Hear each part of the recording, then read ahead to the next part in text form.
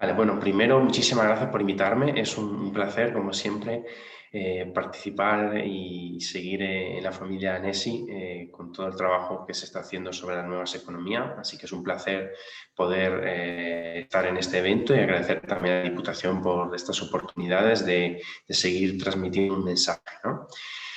Vamos a ello. Voy a arrancar con esto, a ver si funciona.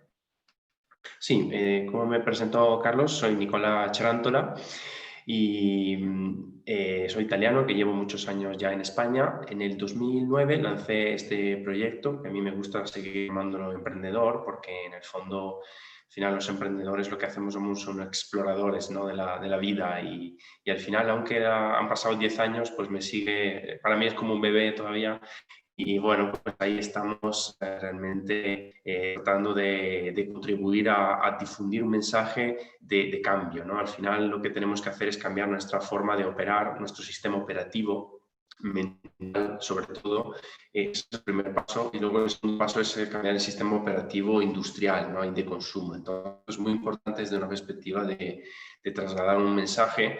Esto se ha hecho a través de una serie de actividades, ¿no? En estos años, mucha divulgación, formación, porque al final, me acuerdo que cuando arranqué hace 10 años, pues no se hablaba mucho de estos temas y ahora sigue siendo necesario, ¿no? Lo que he llegado un poco a la conclusión en estos últimos meses y últimos años, digamos, es que necesitamos alfabetizar mucho más las empresas, mucho más las instituciones, mucho más los ciudadanos de lo que son los impactos de nuestras actividades, ¿no? Porque al final nosotros, a pesar de que pensamos que estamos siendo más respetuosos con el entorno simplemente por reciclar, realmente detrás hay mucho más impactos, ¿no? Simplemente por nuestros estilos de vida. Entonces ahí ya eso es simplemente un primer paso, ¿no? Dentro de un cambio que tenemos que hacer bastante radical, sobre todo de cara a lo que nos espera en el futuro.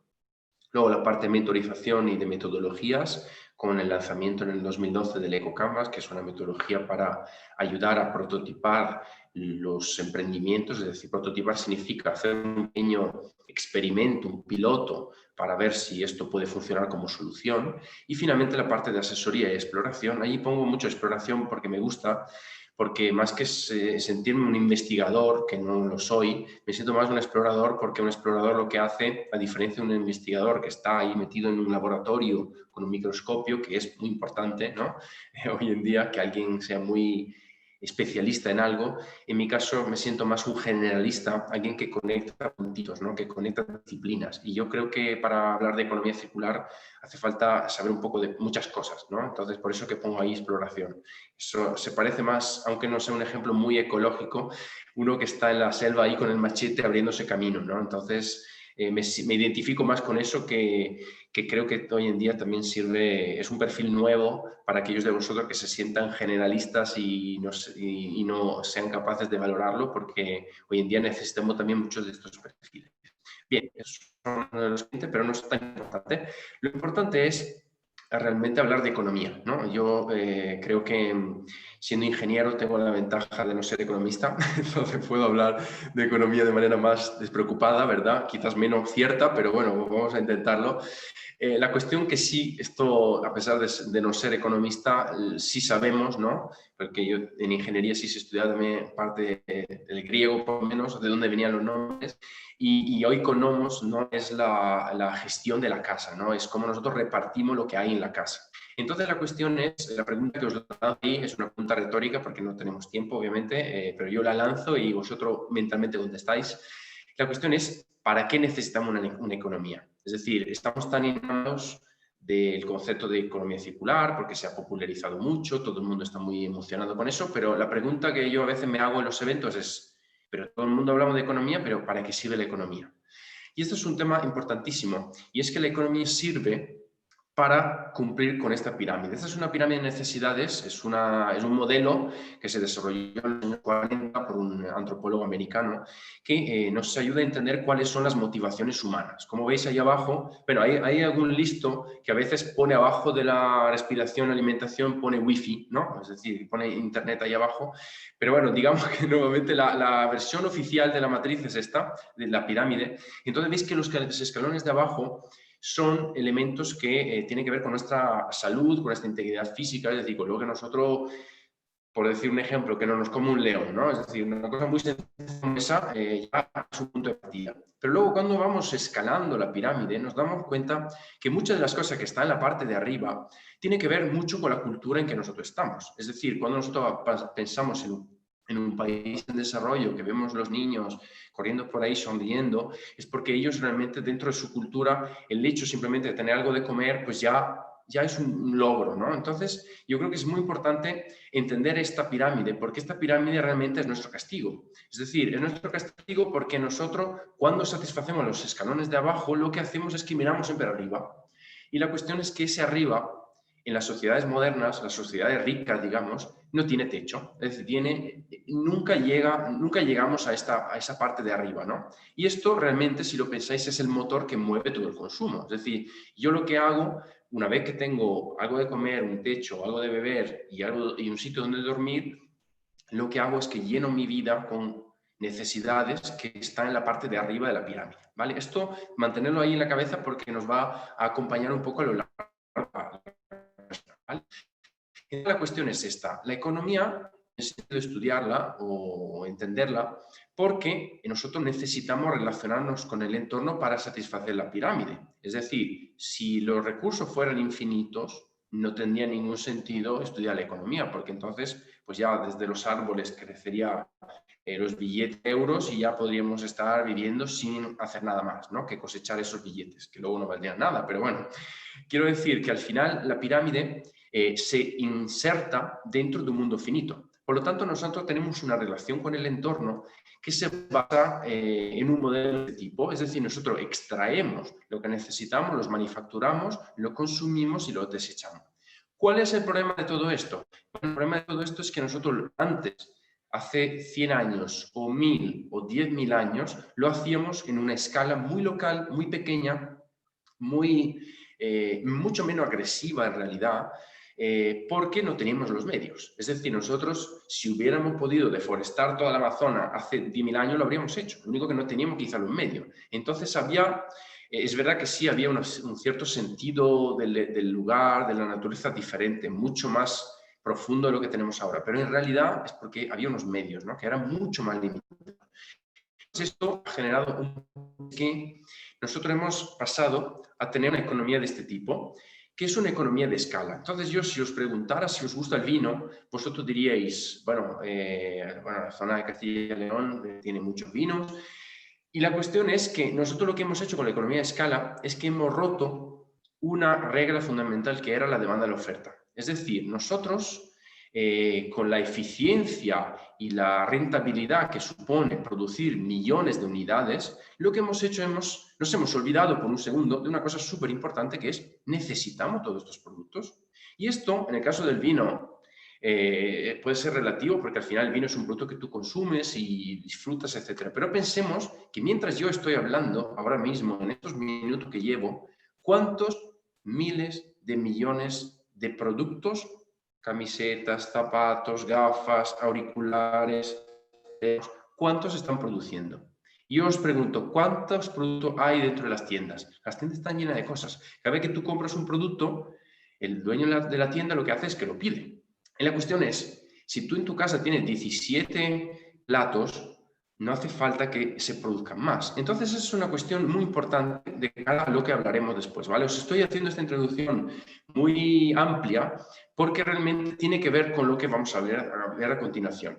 Entonces, la cuestión es que cuando nosotros estamos produciendo tantos productos que realmente no hay una demanda muy fuerte detrás, sino que nosotros estamos desde el mercado intentando generar la necesidad de este producto, lo que hacemos es que nos encontramos con una sociedad consumista donde se asocia la felicidad a tener posesiones materiales. Entonces, esto lo digo porque normalmente en los eventos de economía circular nunca se habla de este tema, que es que nosotros tenemos que reducir nuestras expectativas con respecto a los productos y a las necesidades que tenemos. Es que nosotros estamos bombardeados todo el día de que nuestras vidas serían muy mejorables si pudiéramos acceder a ese último producto, ¿no? Y al final, en realidad, es una mentira, porque vosotros sabéis que existe una señora, una chica japonesa en Netflix, no sé si la conocéis, que se llama Mary Kondo. no sé si la conocéis, bueno, es mítica, un día me la llevaré aquí en la charla, me la pondré aquí al lado que me ayude a explicar esto. Y ella es una experta en minimalismo, ¿no? Entonces, lo que hace ella es que te cobra 1.000 euros, 1.000 dólares, y te ayuda a deshacerte de la basura que tienes en casa, ¿vale? Entonces, quiero decir que hemos llegado a este extremo en que tiene que venir una chica japonesa a tu casa a tirarte la basura que tienes. Entonces, esto es un poco el paradigma en que estamos viviendo. Todo esto, obviamente, no sale gratis. Es decir, de hecho, ahora estaba pensando, me estaba acordando de los amigos de Humana que contaban que, no sé si era el 50% de los productos que ellos reciben tiene la etiqueta puesta. Es decir, etiqueta puesta significa que la gente ni lo estrenó. Se compró una prenda baratísima y ni lo estrenó. Y luego lo dona. Que está bien donarlo, pero digo, bueno, pues entonces no te lo compres. La cuestión es que estas consecuencias son de carácter ambiental, social, económico, que aquí tenéis, os pongo unas imágenes cercanas para que entendamos que todo esto no pasa, no está afectando a los osos pandas, está realmente afectando nuestros entornos. De hecho, un ejemplo de ellos es la pérdida de ecoservicios. ¿Qué son los ecoservicios? Bueno, cuando nosotros contaminamos en un lugar, un terreno, por ejemplo, lo que hacemos es que disminuimos su fertilidad. Cuando nosotros contaminamos el aire, pues disminuimos su respirabilidad, podemos decir. Y cuando nosotros contaminamos un bosque, lo que hacemos es no solo que perdemos, nosotros como vamos de listos pensando que sacamos la madera, pero lo que perdemos es el 90% de lo que hay ahí, que es un sistema de ecoservicios basado en el sistema, en la biología y en el ecosistema que hay ahí, ¿no? Que tiene que ver con el oxígeno, con la regulación térmica, con la retención de las lluvias o con la retención de la montaña, digamos, porque al final si deforestamos, pues las raíces que tenían su función, pues pierden su función y por lo tanto se viene abajo la montaña. Es decir, hay una serie de elementos que nosotros estamos considerando y que son importantes. Y os pongo un ejemplo. Sé que los murciélagos no están muy de moda porque los pobres les han dicho que nos han traído el virus, pero bueno, no es verdad. Realmente ellos no tienen culpa. Los murciélagos realmente, en este caso, esto es un dato de que se podría proteger a los murciélagos pagando 128.000 euros, haciendo un convenio con el Ministerio de Medio Ambiente, etcétera, pero no se quiso hacer, ¿no? Hace unos años, y el coste de todo eso es de 900 euros. Es decir, nosotros no protegemos lo que comen los insectos y por lo tanto tenemos que gastar en insecticidas. Bien, todo esto al final, como podéis imaginar, la economía de escala es una economía muy eficiente económicamente, pero muy deficiente en todas las demás cosas. Y aquí llega un tema interesante que tiene que ver con, ya entramos un poco en el corazón de lo que quería contaros hoy, y es que, y esto, fijaros, sé que no se ve muy bien, me voy a acercar, 24 de enero de 2019 pone ahí. Es decir, que antes del virus, es decir, un año antes, ya alguien, y no alguien cualquier, no yo soy yo que soy no nadie, sino que The Economist decía que estamos viviendo una globalization, que significa que no es que la globalización no vaya a pasar, pero se está planteando que posiblemente va a ser diferente de lo que pensábamos. Lo que pensábamos hace unos años es que, bueno, la mercancía volaba de un lado al otro y nos comíamos los aguacates de Fiji y realmente todo esto ha empezado a cambiar. Y esto ha empezado a cambiar no solo porque Trump la tiene con los chinos, etcétera, sino que si el análisis que ellos hacen de Economist han demostrado que realmente los aranceles y todo el sistema aduanal, digamos, que hay a nivel mundial ha ido aumentando mucho en cuanto a un proteccionismo económico de los lugares. Esto es importante porque esto en realidad empieza a ayudarme a justificar lo que yo planteo contaros hoy, que es que nosotros necesitamos plantear un modelo que es mucho más inspirado en la naturaleza y que realmente se basa en aprender en cómo la naturaleza satisface sus necesidades. Y es decir, pero las hormigas no tienen los grupos de padres del cole, del WhatsApp, ya lo sé, no tiene ese tipo de problemas dramáticos, pero tiene otros. Se tiene que mover de manera eficiente, tiene que protegerse del sol, tiene que ahorrar energía, tiene que protegerse del frío, tiene que resistir a los golpes. Es decir, que todo lo que nosotros vemos alrededor nos puede enseñar muchas cosas. Entonces vamos a ver unos ejemplos rápidos para que nos sirva un poco de inspiración de hacia dónde quiero ir. Y uno es, por ejemplo, en el packaging. Si tenemos unos huevos, yo os cuento, estoy aquí en el pueblo de los suegros y tenemos huevo de verdad, esos de verdad, ¿eh? Sé que algunos se maravillan, pero son de verdad. Y porque tenemos la gallina ahí. Y esto es el packaging, es un packaging excepcional, es decir, es un material biodegradable, ¿verdad?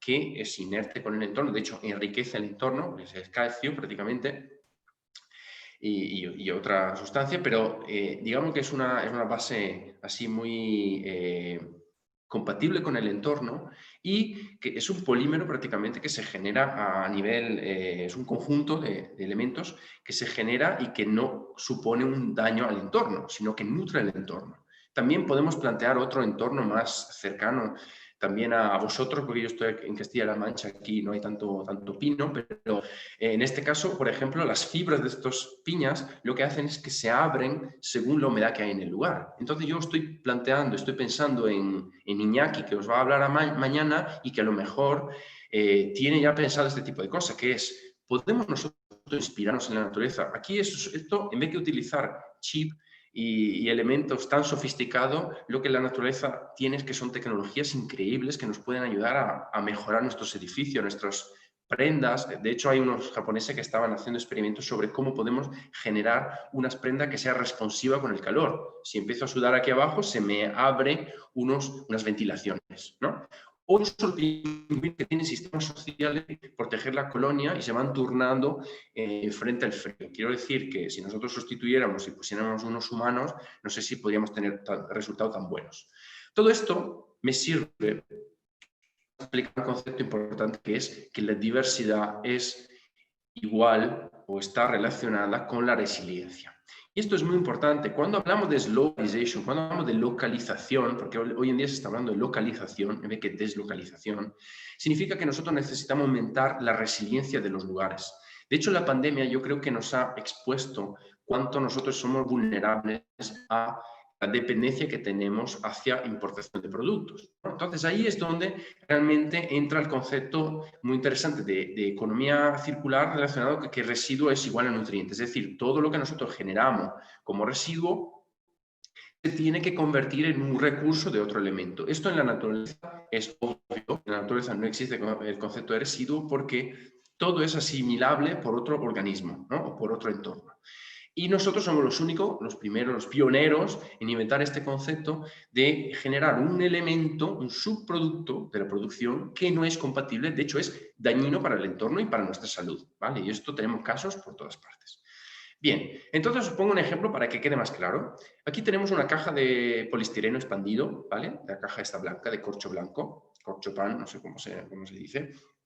En cada sitio, en cada país se dice diferente, pero bueno, corcho poliespan. Y en este caso tenemos dos opciones para aplicar la economía circular. Como sabemos, este es un material muy, ¿cómo podría usar una palabra técnica? Muy chungo, bueno, perdón, es una broma, muy complicado de gestionar porque tiene mucho poder calorífico, es muy ligero, se desgrana en las bolitas esas que los niños se vuelven locos. No se puede comprimir porque está expandido, es decir, es un marrón enorme. ¿Qué solución tenemos? Tenemos dos tipos de soluciones aplicando la idea de economía circular. Una es pensarlo desde una perspectiva biológica, es decir, sustituimos este poliestireno expandido por un elemento que sea compatible con el entorno, como eran las cáscaras de huevos. Y luego tenemos un planteamiento técnico que es ser capaces de recircularlo una y otra vez en un ciclo cerrado muy estrecho. Y aquí tenemos dos ejemplos. Tenemos un packaging que sustituye las características que tiene este producto a partir de residuos de cereales. Sé que a ellos interesa. Residuos de cereales, como aquí también. Residuos de cereales que se contaminan con un tipo de hongo y este hongo en el molde y es capaz prácticamente de asumir la forma que le damos y luego lo cocinamos y lo podemos utilizar como aislamiento, como un packaging, y esto se puede incluso comer porque es realmente un hongo cocido, ¿vale? Son setas cocidas. Y luego tenemos el segundo planteamiento, que sería aplicar una tecnología innovadora que nos permite descomponer, desmaterializar. Aquí el término técnico sería depolimerizar, significa los polímeros los rompemos en monómeros en sus unidades más pequeñas y lo podemos obtener de vuelta el producto digamos, una y otra vez. Es decir, que somos capaces prácticamente, ahora si hay un ingeniero en sala me dice, no, pero está la entropía, vale. Digamos que con una pérdidas mínimas somos capaces de obtener una materia prima para volver a hacer nuestras cajas de poliestireno. Pero claro, esto no podemos plantear que esta máquina esté en Japón, sino que tendremos que plantearla en Palencia, en una zona en el mercado de Palencia donde llegan todas las cajas y ahí recircular una y otra vez las cajas muy cercanas a donde las necesitamos, ¿vale? Esto es un poco el concepto. Los niveles que nos ayuda a entender la economía circular. En este caso tenemos un nivel de abajo que nos pide sustituir materiales, regenerar el entorno, desmaterializar y restaurar lo que tenemos. Es decir, tenemos que mejorar mucho los insumos. Luego tenemos una franja en el medio que nos dice, por favor, mantener el producto circulando una y otra vez, ¿no? Y eso se hace desde los dos metabolismos. El metabolismo biológico es un poco el concepto de podríamos decir, de las croquetas, ¿verdad? Del cocido, es decir, del cocido sacan las croquetas. Eso es el concepto de recirculación. Y en el otro lado sería la ración, compartir los vehículos, las maquinarias, hacer un mantenimiento, incluso un reacondicionado. Y esto es algo que está pasando, ¿no? Hoy en día se empieza a ver coches reacondicionados, ordenadores reacondicionados. Significa que son productos que se han podido reparar y se ha podido sustituir algunas piezas y vuelven a ser competitivos en el mercado, ¿vale?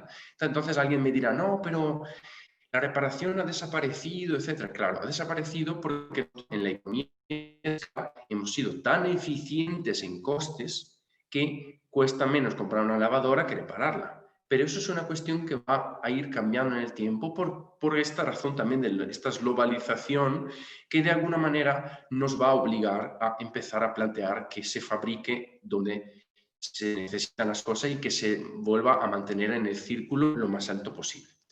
Y la última parte de abajo tiene que ver con eliminar completamente el concepto de residuo. Por eso que cuando yo suelo hablar de estos temas, no me gusta decir de minimizar los residuos porque tenemos que ser ambiciosos. Tenemos que verdaderamente aplicar la economía circular en su forma más pura para tratar de tener la ambición y los resultados tan radicales que necesitamos. Os recuerdo que hoy en día estamos generando una cantidad de residuos y de emisiones brutales. Por lo tanto, como decía Carlos al principio, tenemos que ir hacia una economía verdaderamente neutra en carbono, pero que también sea neutra en residuos, es decir, que no genere residuos, ¿vale? Entonces, es muy importante esta parte. Entonces, ¿cómo llegamos a eso? Y aquí entramos ya en el corazón de lo que quería contaros. Y es que primero necesitamos diseñar para que la economía circular sea posible. Yo siempre tengo un jacuzzi, ¿no?, que hago a la gente, ¿no? Y es que nos hemos olvidado de nuestro amigo ecodiseño. El ecodiseño es fundamental. Nosotros no podemos pretender hacer una economía circular si no aplicamos el ecodiseño, porque hacemos una economía circular que yo suelo llamar de la trituración. Yo tengo este ordenador que tengo aquí enfrente que posiblemente no está ecodiseñado, por lo tanto, la única forma que tengo de sacar algo de ello es triturar y con unos imanes sacar lo que pueda. O tenemos que tener a disposición unos esclavos, que es el plan B, ¿verdad? El plan que nadie quiere contar. Tenemos unos esclavos disponibles que con sus manecillas pequeñas separan los elementos. Pero como podéis ver, las dos cosas no son muy buenas, ¿verdad? Bien. Unos ejemplos de cómo localmente podréis plantear nuevos emprendimientos, nuevo sistema productivo y de consumo mucho más cercano. Esto es un proyecto que hay varios en el mundo, ¿vale? En Holanda, en otros lugares, pero he traído uno de España. Esto está en Cataluña, ¿vale? Y lo que hacen desde el residuo del pan o de las patatas sacan cerveza. Entonces, lo que sustituye la cebada con restos de pan, ¿vale? Entonces, al final lo que hacen es que aprovechan de un producto que aquí en el pueblo se lo damos a la gallina, pero en las ciudades se tiran toneladas y toneladas de pan viejo, de pan blanco, de pan de molde, etcétera, que no se utiliza. Entonces, ahí es una oportunidad para empezar a ver los residuos desde otra perspectiva. Luego, otro ejemplo. Esta es una empresa que está vinculada a una empresa que vimos antes de los packaging de hongos, de setas, y lo que hacen aquí es que desde los residuos de cereales sacan un cuero sintético. Y esto también puede servir porque, si lo pensamos bien, hoy en día la economía circular ya se aplicaba. Realmente la economía circular no es algo nuevo, ¿bien?, sino que es simplemente un concepto que ya se estaba aplicando, pero que hoy en día empieza a tener un peso, una importancia, una relevancia mucho mayor. Porque al final, si pensamos antes, cuando se hacía la matanza, realmente no había residuo. Es decir, que todo, prácticamente todo lo que se sacaba de los animales se utilizaba, la cerda, todas las partes, ¿no? La grasa, etcétera. Entonces, hoy en día lo que hemos sido sustituyendo ha sido sustituyendo el subproducto de los animales por producto plástico que vienen de otro lugar. Por lo tanto, recuperar un poco esta idea de poder sacar de los huesos, de todo lo que necesitamos es absolutamente importante. Pero, por ejemplo, esto es un español. En este caso me gusta porque es un sistema llave en mano donde tú echas el aceite usado y él lo convierte en jabón líquido. Me parece un proyecto muy didáctico también, que es interesante, ¿no? En vez de utilizar químicos que son peligrosos para hacerlo, realmente ellos te proporcionan un sistema seguro donde tú metes el aceite dentro y se convierte en jabón. Me parece un sistema interesante porque al final lo que he tratado de traer en esta charla es cuáles son posibles ideas que podemos sacar para empezar a acercar la producción a donde está el consumo, ¿vale? Luego, el tema de, por ejemplo, hay grandes empresas incluso que aquí yo creo que estaréis de acuerdo conmigo, necesitamos recapitalizar el tejido industrial español y en Castilla y León o en Castilla-La Mancha, por ejemplo, se estuvo perdiendo muchísima industria, había industria textil, había varias industrias que se están perdiendo porque se trasladaron a estos lugares y ahora estamos dando cuenta que no, tampoco es la solución. Por lo tanto, tenemos que empezar a replantear cómo se vuelve a reestructurar una industria más ligera, más descentralizada y más local. Y un ejemplo de ello es empezar a plantear también desde una perspectiva de diseño cómo sustituimos elementos tan críticos como el cobre por aluminio. Entonces, en este caso, lo que hacen las planchas de vitrocerámica, la marca Balay, bueno, entre otras, porque realmente BSH es una empresa que tiene varias marcas, lo que hacen es que han empezado a estudiar e innovar cómo sustituir el cobre, que es un material muy crítico porque realmente está en pocos países del mundo, que tienen la mayoría de la producción, Chile y China me parece, no sé si hay algún país en África, pero es un problema geopolítico. Lo que deberían hacer los políticos hoy en día, aparte que pelearse y hacer el ridículo, deberían preocuparse por estas cosas. España 2030, Valencia 2030, ¿va a tener el cobre que necesitamos para la electrificación que estamos prometiendo o no? De hecho, hay otro artículo de Economist muy interesante que habla que antes se decía que los petroestados era Qatar, etcétera, Venezuela, y hoy en día se está empezando a hablar de electroestado, que es China, porque China no es que tenga solo muchas minas importantes para la electrificación mundial, sino que tiene las refinerías de estas minas para ser capaz de sacar los elementos. Por lo tanto, ahí, como podéis imaginar, la vulnerabilidad que tenemos como país y como regiones europeas, pues tenemos que empezar a trabajar por ello. Pero bueno, voy a acelerar un poco más. El uso eficiente y compartido de recursos, ahí tenemos que esto también es una oportunidad para las zonas, digamos, que no sean grandes capitales, ¿no? Como podía ser la Valencia y provincia, de empezar a plantear que la tecnología nos ayude con la movilidad. Aquí al final yo me siento muy identificado también con vuestro entorno porque estoy aquí en un pueblo de 1000 habitantes en la España profunda y realmente el tema del transporte es un reto, porque al final los autobuses empiezan a escasear, con la excusa del virus ya no ponen buses, el sistema médico tiene que ir a Valdepeña, que está a 60 kilómetros, es decir, hay unos retos y yo creo que con la tecnología podemos empezar a pensar alguna solución innovadora, porque tiene que ser innovadora, porque hasta ahora lo que hay no está saliendo a cuenta, entonces tenemos que encontrar una forma más colaborativa quizás para poder transportarnos, movernos, etc. También formas interesantes que tienen que ver con el ámbito rural, que es el sistema de apadrinamiento. En este caso, lo que tenemos es crowdfarming, es un proyecto español, donde tú lo que haces es que apadrinas, por ejemplo, unas ovejas o unas vacas o unos naranjos. Entonces, lo que haces es que te haces accionista de la vaca. Es decir, tú te haces accionista del 25% de la vaca. Y ellos lo que te hacen es que te pagan en especie. Entonces, yo creo que es un sistema interesante, es un sistema de reintermediación, podemos decir, entre producción y consumo, que hace que el consumidor se acerque mucho más y que esté pendiente de cómo se trata la vaca, de cómo se saca la leche, de cómo funciona todo el tema, ¿vale? Entonces, Yo, de hecho, lo que comentaban un poco las experiencias de los que tienen, dice que, claro, eso no sé si los apreciar todos, pero bueno, dicen que tienen los clientes ahí todos los días. Entonces, bueno, al final eso es un tema de transparencia y que seguramente de cara al futuro es muy importante tener en consideración.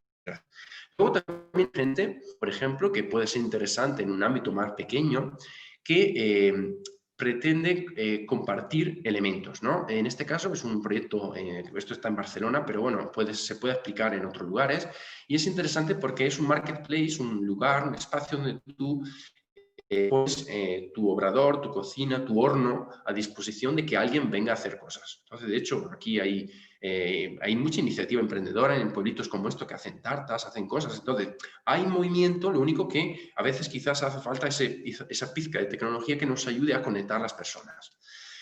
Y aquí venimos a la parte más importante. Sé que ya lo he dicho 3 veces, pero bueno, es para mantener la tensión alta en toda la charla. Entonces, que estoy como hablando solo, entonces espero que estéis ahí vivos. La producción y consumo bajo demanda y electrocasión. Esto es fundamental. ¿Os acordáis que hemos hablado de la botella de vino? Hemos hablado de la economía de escala. Hemos hablado de las necesidades que nosotros teníamos. Pues hoy en día, con las nuevas tecnologías de fabricación digital, vislumbramos un futuro no muy lejano en que empecemos a fabricar las cosas donde las necesitamos. De hecho, hay lugares, por ejemplo, como en este pueblo, donde el agua del grifo está llena de cal y no se puede beber, donde se utiliza mucha botella de plástico, mucho tanque de plástico.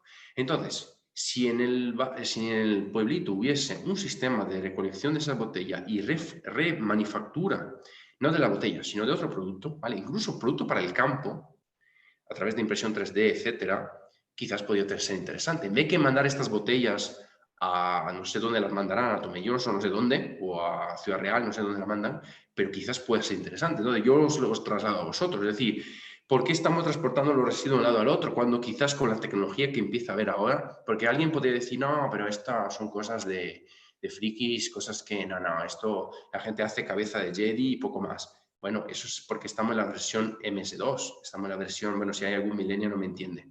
Estamos en la versión como Windows 95, ¿vale? Pero cuando llegaremos a Android, cuando llegaremos a iOS, pues obviamente otro gallo va a cantar. De hecho, ya esto empieza a ser, empieza a verse ya con una escala, una contundencia que puede ser muy interesante, ¿vale? Entonces, en este sentido, ¿esto por qué yo le doy tanto, por qué me apasiono tanto con este tema? Porque es una cuestión de poder, es una cuestión de poder. De poder me refiero a que nosotros hemos vendido el alma a la economía global y a la globalización a cambio de gastarnos 2 euros menos en las cosas. Pero eso no tiene salida. Es decir, eso no tiene salida porque nosotros nos hacemos vulnerables con nuestros entornos. Hemos vendido nuestra alma a nuestras empresas, las hemos vendido, las hemos lanzado a no sé dónde. Y ahora no están. Entonces tenemos que volver a recapitalizar nuestro entorno y fabricar lo que necesitamos, donde lo necesitamos. ¿Os acordáis que había esta ruptura entre demanda y oferta? Tenemos que restablecerla. Porque el mundo no puede aguantar almacenes llenos de tonterías, ni puede aguantar que haya más maricondos que vienen a tu casa a tirarte cosas. No podemos, porque está siendo incluso cruel con respecto a aquellos que no tienen nada. ¿Vale? Entonces, nosotros no podemos estar abarrotados de cosas en casa porque compramos cosas baratas que vienen de otro lugar donde también ahí quizás estén explotando y se esté destruyendo todo. Entonces, tenemos que remover lo que es la demanda. Y aquí viene un poco la parte más complicada, que es cómo lo hacemos, ¿no? Entonces, ahí al final lo que tenemos que hacer es recapitalizar la industria a pequeña escala, pero esto tiene que estar asociado a una cultura diferente. Y una cultura diferente me refiero a que cuando, por ejemplo, aquí ponen un supermercado en el pueblito, la gente no tiene que ir al supermercado, no tiene que poner supermercado, porque así mata a pequeños negocios. Entonces ahí hay un tema que la cultura local, la gente tiene que decir, no, yo voy a comprarme la carne en la carnicería porque sé que estoy dando trabajo local. Y esto obviamente no se puede hacer solo desde una perspectiva económica, porque el supermercado tiene en algunas cosas precios incomparable con la pequeña tienda, entonces hay que ayudar a que culturalmente la gente perciba el valor que tiene el pequeño negocio, ¿vale? Y esto en el pueblo se hace quizás más que en la ciudad, pero es importante. Otro ejemplo de aprovechamiento, en este caso, por ejemplo, han plantado un biodigestor en una quesería donde recogen los 75 agricultores que hay que tienen vacas y ovejas, etcétera, lo que hacen es que aprovechan de sus residuos para generar energía y gas, ¿vale? También gente en Murcia, por ejemplo, amigos en Murcia, colaboradores que trabajan sobre temas de granjas de insectos. Interesantísimo. Porque una cosa importante de esto que quería decir es la economía circular, porque alguien cuando dice, no, la economía circular, nosotros estamos cogiendo los residuos de la viña y tirando al campo. Esto es economía circular porque estamos abonando, sí. Pero la pregunta ¿es el mejor destino para el resto del vino? ¿Y si pudiéramos hacer otras cosas más interesantes antes de tirarlo al campo? ¿Y si en el campo pudiéramos tirar cosas menos valiosas que hagan la misma función?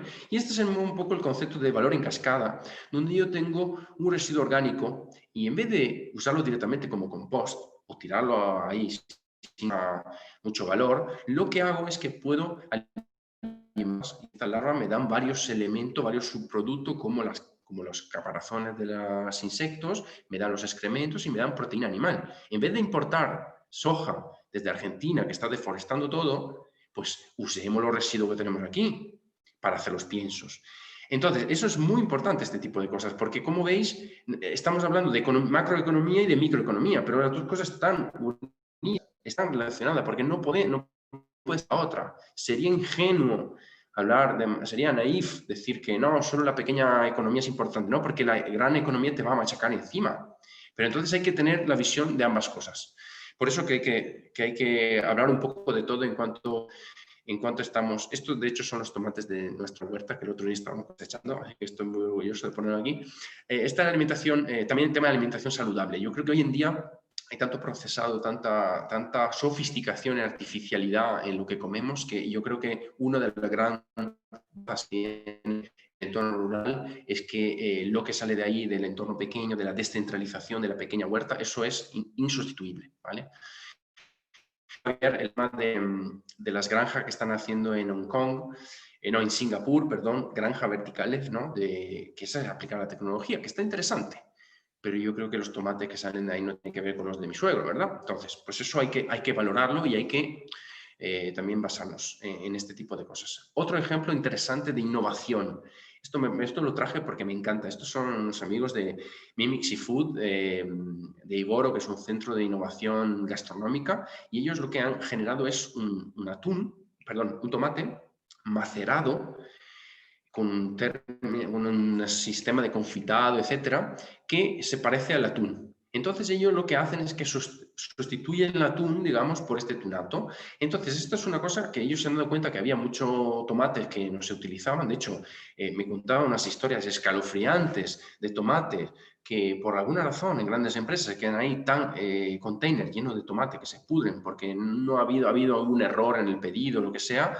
Y entonces ellos lo que también hacen es aprovechar este tipo de productos y también aprovechar de las tecnologías para hacer productos más innovadores. En este caso, pues eliminan o reducen mucho el consumo, la necesidad de atún, que como sabemos, pues tiene sus cuestiones, ¿no? Porque no solo los metales pesados, sino también desde una cuestión de superexplotación de los mares.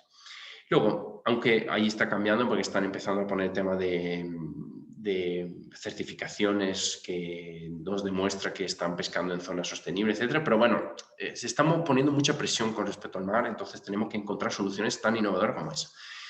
Y al final lo que estamos hablando es recirculación local de las materias primas, ¿no? Lo que planteamos en esta sesión es un poco esto, ¿no? De cómo nosotros podemos abastecer nuestras necesidades en el lugar donde estamos. Entonces ahora espero que ya en los próximos días vayáis viendo por la calle, viendo cosas y decir, bueno, es que efectivamente muchas cosas se podían fabricar aquí. Es verdad que algunas es más difícil, ¿no? Pero muchas otras sí que no tiene sentido que vengan de sitios lejanos.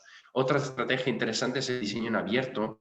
Y aquí tenemos la necesidad de reparar, reacondicionar, el mantenimiento, la importancia que tiene la reparación de los productos, ¿no? Esto es obvio, era obvio cuando teníamos una economía más de subsistencia, ahora nos hemos hecho súper modernos y tiramos todo, ¿no? Pero esto realmente tiene que culturalmente cambiar y yo creo que también tiene que ver, fijaros, con la satisfacción de las cosas. Es decir, el otro día que estuvimos el sábado cosechando los tomates, y eso no son los últimos porque ya aquí empieza a helar, es la satisfacción de estar tú sacando el tomate. Y es que esto no te lo da nadie. No te lo da nadie. Entonces yo creo que reparte las cosas, construirte tú las cosas, es que yo creo que es una... De hecho, hay un auge del do it yourself, del bricolaje, de hacértelo tú, que yo creo que es una... Fijaros, desde nuestra historia hemos estado haciendo cosas.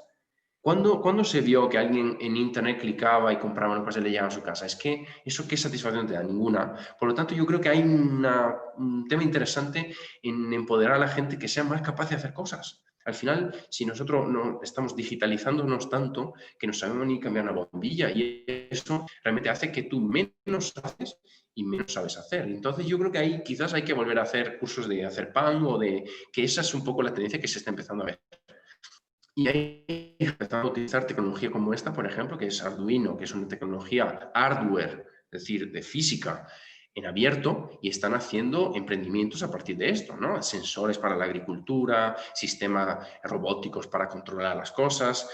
Aquí tenemos un sistema de telares en código abierto. Es decir, todo este tipo de cosas, obviamente metido dentro de otra cultura más local y más de producir lo que necesitas, pues tiene ahí un cierto interés. Y finalmente terminamos con el tema de la servitización, ¿no? La servitización significa que lo que hacemos es que nosotros, en vez de vender el producto, proveemos del servicio. Es decir, yo tengo un sistema de sillas, como en este caso, y lo que vendo en realidad es un asentamiento, ¿no? Es un asentamiento donde tú te puedes sentar. O un coche es el concepto de movilidad. Entonces, esto es interesante, esta marca, porque lo que hace es que te recompra 3 veces el producto. Es decir, tú te lo compras una vez y ellos te lo vuelven a comprar cuando tú lo terminas de usar, lo vuelven a vender, lo vuelven a comprar y luego lo vuelven a recoger la última vez, la tercera vez. Y esto es un sistema de servitización porque tú al final estás usando el producto y luego lo devuelves. Y alguien dirá, bueno, pero esto no es nada nuevo. Efectivamente, no es nada nuevo. En el business to business, entre empresas, siempre pasaba esto. Siempre pasaba, muchas veces pasaba esto. Hoy en día, pero con la tecnología de sensorización, somos capaces de hacerlo para los vehículos, para las motos, para las lavadoras, etc. De hecho, hay gente que lo está haciendo para la luz, ¿no? Y yo, en vez de mi casa de pagar por la instalación de las bombillas, etcétera, la instalación que la haga Philips y que me cobre por la luz que me está dando, no por la bombilla en sí, porque yo con la bombilla no hago nada. Si yo cambio de de tecnología de alumbrado, no hago nada con esas bombillas, con esos productos, pero Philips sí, ¿vale? Y aquí también un ejemplo de innovación mucho. Y lo que hacen es que cogen residuo orgánico, ¿vale? Residuo orgánico, y lo convierte en una especie de líquido. Es una alternativa polimérica natural, compostable, donde ellos con el spray lo echan encima de digamos, de los cultivos, para que no crezcan la mala hierba y para que no evapore el agua demasiado rápido. De hecho, yo aquí, cuando paseo por el campo, veo que alguien ha labrado el campo con el plástico dentro, porque se ve el plástico ahí tirado. Entonces, quiero decir que esta puede solucionar ese problema, ¿vale? Porque tú lo labras y realmente él nutre el entorno y me quedo contaminado. Bien, ya voy metando también esto. Hemos hablado antes de la bioinspiración, esto me encanta. Estos son drones biomiméticos, es decir, hacen estos drones, ¿no?, con la apariencia de halcón, como este, para espantar las plagas. Estos son nuevas profesiones, pero esto es gente que se lo inventó de un día para otro. Es decir, es gente que dijo, pues me lanzo y lo hago. Entonces, estos son un poco los emprendimientos que más me apasionan. Tener una trazabilidad de transparencia. Y eso, por ejemplo, con nuevas tecnologías como blockchain, que permite la trazabilidad y transparencia de la cadena de suministro. Lo están haciendo para el atún en Indonesia, para unas zapatillas en Pakistán. Es decir, lo están aplicando para digamos, observar lo que hay detrás. Si antes os acordáis, hemos hablado de la importancia de la alimentación saludable, etcétera, pues esto podría ayudarnos a avalar que esto es real. De hecho, os digo una previsión mía personal, a ver si compartís, es que las certificaciones, incluso los sellos, etcétera, realmente están destinados a desaparecer, porque estas son las tecnologías que van a tomar el relevo, ¿no? Hoy en día, ¿qué sentido tenga que yo me vaya a Hacienda a hacer una gestión que lo puedo hacer online con un certificado electrónico? Pues es el mismo principio, ¿vale? Al final, ya estoy terminando, lo que sí se pide es que la economía circular nos está demandando un cambio relacional, y es un cambio relacional con el entorno. No podemos explotarlo de esta manera. Hemos visto que lo estamos explotando como una vaca lechera y tiene que convertirse en una maestra que nos enseñe cómo hacerlo bien, porque la naturaleza tiene su equilibrio, sus estrategias, sus tecnologías que son compatibles con el entorno y que hacen que prospere el entorno. Y digamos que la naturaleza lo que hace es que alimenta la vida. Nosotros lo que alimentamos es la muerte, en realidad, porque lo que hacemos es que nos estamos contaminando de una manera increíble, ¿no? Entonces esto, para decir un ejemplo. También entre nosotros, yo siempre cuando decía la pirámide de necesidades, en el fondo, si tú tienes una calidad de vida, una relación buena con tu familia, con tu pareja, con tu gente, realmente necesitas menos. Realmente, porque entiendo mucha filosofía oriental, pero es que, claro, nosotros estamos viviendo en una fábrica de deseos insatisfechos. En la economía lineal, si tú te pones 5 minutos en la tele y ves todo esto, tú tienes un tiempo de filtro mental, o estás aturdido y ya no lo escuchas, pero quiero decir, es que nos están bombardeando de que nuestras vidas son miserables y no tenemos todos esos productos. Y entonces al final nosotros estamos todo el día qué, ¿no? De las marcas para que cosas, ¿no? Entonces, al final, usando estrategias a veces poco nobles, ¿no? Como el miedo, como el estrés, la acción. Entonces, todo depende también de nosotros. El primer paso también es empezar a relativizar estas necesidades. ¿Necesito de verdad esa otra camiseta más? Si tengo 25, ¿por qué necesito una más? Entonces, eso es un punto que necesitamos mejorar y al final deshacernos de estos deseos que son ficticios en realidad, ¿no? Y ir un poco a la esencia de lo importante. Yo creo que con la pandemia nos hemos visto un poco, algunos espero, que mucha gente ha aprendido, ¿no? Que las cosas importantes en la vida es la salud y estar con tu gente. Es que poco más. Es que la parte pirámide de arriba, eso era realmente es una construcción, un castillo de naipes que antes o después iba a caer. Entonces ahora con la pandemia quizás se haya venido abajo muy rápido. Al final, pues te dejo ahí con esta cita que no sé si este turco lo dijo de humor, pero bueno, lo ponemos de humor, ¿vale? Para que las ciudades al final nos dan mucho, pero aquí lo que decía era qué función tienen las ciudades. Su mayor utilidad es hacernos apreciar la belleza de la vida rural. Bueno, esta es una foto de aquí donde estamos. Y nada, poco más. Muchísimas gracias. Bueno, he dejado 4 minutos para las preguntas, pero bueno. Muchas gracias, Nicola. Si te parece, ve quitando la Sí. pantalla compartida. Y bueno, decirte personalmente que a mí siempre me parece muy interesante escucharte. Yo creo que aquí han surgido pocas preguntas porque estamos todos con los oídos abiertos en todo lo que decías. Y nada, muchas gracias. Si te parece, ¿atiendes tú las preguntas o te las leo como tú convengas? Vale, voy a ver.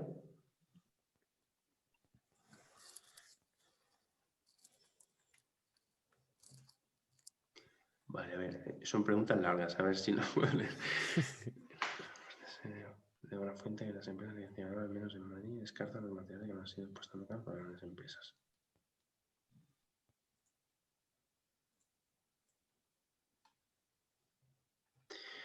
Bueno, allí yo creo que la cuestión es que estás hablando de unas marcas que, realmente, algunas de ellas, yo no quiero el nombre, pero lo que hacen es que venden packaging. Tu trabajo es vender packaging, porque realmente no te están vendiendo nada. Entonces, o nada que tenga una función, realmente. Entonces, en la mayoría de los casos. Por lo tanto, yo diría que la única forma es de trabajar para que desvincularnos lo máximo posible de los envases. Es decir, de hecho, con la pandemia se ha puesto muy de moda, muy de moda. Se ha ensalzado, se ha creado. De hecho, yo en mi barrio, en Madrid, tengo una venta de producto a granel, ¿no? Que te lo dan en una bolsita de papel y está a tope. Desde la pandemia, pues yo iba también antes y está a tope. Es decir, que ha habido un cambio y yo creo que va en esa dirección, porque es que a una empresa que tiene miles de millones de empleados y ¿qué vamos a pedir? Es que son empresas que yo te pregunto, ¿tiene sentido que existan estas empresas hoy en día o no? Porque yo soy muy radical en esto. Es decir, ¿tiene sentido que existan? ¿Aportan a la humanidad algo o no? Yo te vuelvo a lanzar la pregunta. Yo no me quiero poner muy radical, pero bueno, quiero decir, hay empresas que por su propio peso se van a caer porque es que no aportan nada a la humanidad. Lo que te están vendiendo es humo. Entonces, si te están vendiendo humo, esas empresas dentro de la economía circular, por cuánto circulen este material y el otro, no tiene sentido. Entonces, eso ya, de hecho, yo creo que estas empresas, si tenemos ocasión de hablar con ellos, es tratar de que ayudarles a que cierren, ¿sabes? De que cierren y que pierdan perdón. Seguimos, seguimos con la otra pregunta porque si no ya me pongo muy radical. Bueno, nueva ruralidad, vale. José Ramón, saludo, José Ramón. Reactivar nuestros pueblos de una manera sostenible para que sea un espacio de vida y trabajo. Bueno, yo realmente desde hace un par de años estoy buscando una tierra. Ya Javi y los demás ya saben que estoy yo. De hecho, estoy aquí viendo tierras, etcétera. Yo creo que lo que necesitamos hacer es generar entornos que tenga dos componentes. Uno es la infraestructura mínima, permite poder trabajar desde lejos, ¿no? Desde una periferia, podemos decir, y esto tiene que ver con el transporte, tiene que ver con Internet, tiene que ver con cosas muy básicas que de alguna manera son importantes. Y luego está la parte cultural, y ahí yo creo que la parte importante sería cómo nosotros establecemos y generamos una cultura también intelectual que permita enriquecer también los pueblos que se van vaciando, porque en el fondo la gente va a la ciudad, ¿por qué? Porque tiene por la vidilla que tiene, por el estímulo intelectual también que tiene ahí, ¿no? Entonces, yo creo que el éxito, por ejemplo, en un sistema, en un pueblo rural en el sur de Italia, que se llama Favara, que era un pueblo además, muy abandonado por el Estado, lo que se hizo, se creó un hub cultural ahí. Es decir, en vez de plantear, fabriquemos cosas, plantearon primero la cultura. Metieron ahí unos artistas, etcétera, se creó un lugar donde la gente va a visitar, etcétera. Es decir, se creó la vidilla antes que construir la infraestructura. Y eso también fue parte de su éxito, ¿no? Entonces, yo creo que las dos cosas es una parte infraestructural y una parte que tiene que ver con con la experiencia que tú tienes en el pueblo, ¿no? Al final el pueblo tiene cosas maravillosas, ¿no? De la cercanía de la gente, etcétera, pero a veces te falta un poco esa interlocución con otras personas, ¿no? Que tiene tu visión, etcétera, que yo creo que eso es una parte que le pesa mucho a la gente muy inquieta y que está en los pueblos y que dicen, es que aquí me aburro porque aquí yo creo que hay un tema que hay que trabajar y hay que ver qué solución le podemos dar. A ver. Vale, ahí Javi habla del Green Making Up, sí, o del Circular Washing también. ¿Cómo hacemos para que no suceda? Eso es un debate que siempre tenemos y se puede hablar de economía circular de cualquier manera. Pues yo no estoy a favor de eso, porque alguien dice, no, lo importante es que se hable. Yo no estoy de acuerdo. De hecho, lo que está pasando es que inevitablemente cuando tú democratizas una palabra, lo que hace es que se desvirtúa su significado. Cuando yo hablo de sostenibilidad, ya hoy en día es que no vale nada porque la estuvieron prostituyendo hasta lo más allá. Entonces, en este sentido, la economía circular le va a pasar lo mismo. Es muy probable que sí. Por eso hay que trabajar y mantener el mensaje lo más puro que podamos, lo más radical que podamos, porque si no, mucha gente se adueña de conceptos que no son. La economía circular no es el reciclaje, no es la economía de reciclaje, no es eso. Porque la economía de reciclaje vive de los residuos, prospera con los residuos. Más residuos hay y mejor va. Eso no es economía circular. La economía circular es eliminar los residuos. Por eso que hay un conflicto de interés entre quien dice una cosa y quien hace la otra. Porque ¿cómo voy a promover el ecodiseño si yo vivo de los residuos? ¿Cómo puede ser eso? Imposible. Porque es un conflicto de interés. ¿Cómo planteo yo eficiencia energética si yo te vendo el kilovatio? Imposible. Imposible, porque es incoherente. Entonces tenemos que plantear nuevos modelos de negocio, nueva forma de monetización, romper con estos conflictos de interés que son los que están minando el territorio y que se están apropiando de un término que no es. Vale, pues Alba me hace la pregunta del millón. Gracias. Sí, ¿cómo comencemos? Yo te digo mi experiencia personal y te diré una respuesta que a lo mejor no te va a gustar, pero te digo, si la empresa no termina creyéndolo, no hay forma. Y te digo por qué. Cuando yo ponía las fotos de los pandas, de los osos pandas, y que se están ahí, de los orangutanes, etcétera, la gente me decía, no, no, yo quiero ver los números. Bien. Cuando ponía los números, la gente me decía, no, quiero ver los orangutanes, porque si no veo los orangutanes no sufro. Bien. Entonces, al final necesitamos plantear las dos cosas. Por eso que el mensaje de la economía circular tiene que ser un mensaje muy seductor desde una perspectiva de que la cabeza pensante de la empresa tiene que estar convencido. Es decir, si una empresa no lo quiere ver, no lo va a ver aunque tú le hagas saltos mortales y le bailes enfrente. Entonces yo diría, mi consejo es, como el camino es muy claro, ¿por dónde vamos? Yo diría que lo más conveniente es que tú te centres en las personas que están un poquito más receptivas, porque si no está esa empresa, estará el vecino. Y cuando el vecino se decida y empieza a hacer cosas, la otra dirá, ah, vuelve a mí. Entonces eso es lo que está pasando, ¿no? Es decir, por ejemplo, aquí en un pueblo como este, de 1000 personas, cuando alguien empieza a hacer algo diferente, los demás se ponen las pilas. ¿Y quién se pone a hacer algo diferente? Alguien que tiene una visión un poquito más sofisticada de por dónde van los tiros. Entonces yo diría, no pierdas demasiado tiempo con la gente que no te escucha, porque hay tanto por hacer que puedes empezar por otros, ¿vale? Vale, voy a... Pilar, ¿no? La última pregunta, creo. Y luego tenemos que... Vale, sí, lo de las granjas porcinas me deja muerto porque sé que además los cerdos crecen en una velocidad terrible, mucho más, están como ahí como los...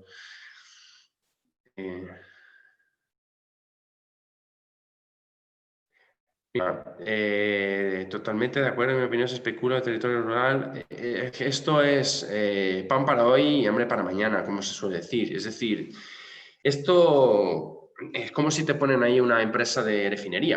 La refinería lo que hace es que coge los subproductos de la refinación y hace cosas. Esa es economía circular, entonces, también. Lo que sí, yo creo que espero que quede claro, es que yo por lo menos personalmente creo que lo que necesitamos es una descentralización y una desestructuración de las empresas. Cuando se habla de empresas, una empresa que es monopólica o oligopólica o que tiene una magnitud y un poder tan grande, esos no son nunca buenos. Es decir, no son buenos porque tienen mucho poder, tienen demasiado poder en pocas manos. Por lo tanto, yo soy abogo mucho por lo micro y por lo mini, ¿no? Y por las pymes. Entonces, yo creo que, además, porque hoy en día, ¿para qué necesita tanta cosa junta? Es decir, que si tú puedes tener 14 granjas separadas y que gestionada por 14 familias, quiero decir. Entonces, yo la verdad que soy bastante para el mini, ¿no? Para el micro, porque creo que juntos realmente, colaborando en redes, se puede competir por lo menos para que no nos pisen este tipo de empresas tan grandes. Y, a ver. Vale, claro, es que al final, mira, yo te puedo decir muchos casos que iban ahí y le plantaba una refinería o le plantaba una empresa y luego se quedan ahí a lo cabo de 5 años, se quedan abandonadas porque ya no son rentables. Entonces tiene estas macroexplotaciones que han dado, ¿sabes cuánto puesto de trabajo dan eso, no? ¿Cuánto puesto de trabajo darán? 10 personas, porque al final, cuando tú está muy automatizada, cuando tú le metes ahí si está demasiado industrializado eso y realmente está a super mega escala, lo que haces es que realmente no estás creando mucho puesto de trabajo, porque esto está súper automatizado. Entonces, al final, es como la refinería o una central nuclear, es que hay 4 personas ahí tocando botones. No genera un tejido industrial eso. Un tejido industrial se genera con empresas que colaboran entre sí, que son pequeñas y que está claro que el grande muchas veces se come el pequeño, pero bueno, yo creo que nosotros deberíamos abogar o tratar de trabajar para fomentar más las pequeñas.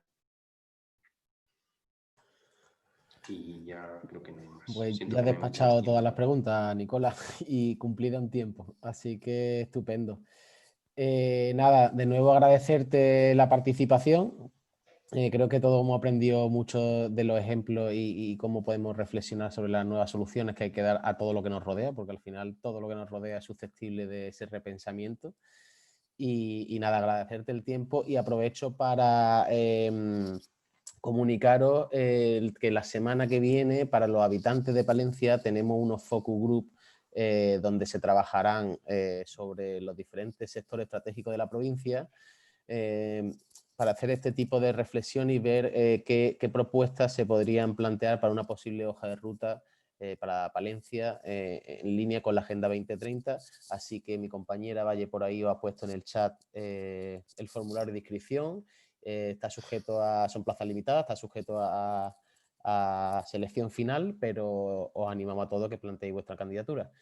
Y sin más, muchas gracias Nicola por la ponencia, muchas gracias a todos por la asistencia, espero que haya sido interesante y mañana más con Iñaki y esa visión del urbanismo sostenible. Muchas gracias. Saludos.